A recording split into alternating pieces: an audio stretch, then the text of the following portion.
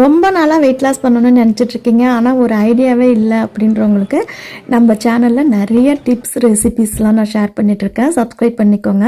காலையில் வாக்கிங் போயிட்டு வந்துட்டு ப்ரோட்டீனுக்காக பன்னீர் தான் ஒரு 10 பீஸ் அளவுக்கு ஃப்ரை பண்ணதை எடுத்துக்கிட்டேன். மதிய லஞ்சுக்கு பார்த்திங்கன்னா நிறைய பீட்ரூட் தான் பொரியல் பண்ண போகிறேன்.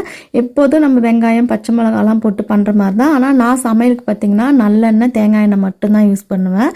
மதிய லஞ்சுக்கும் இந்த பீட்ரூட் பொரியல், நைட்டு டின்னருக்குமே சேர்த்து செய்துப்பேன்.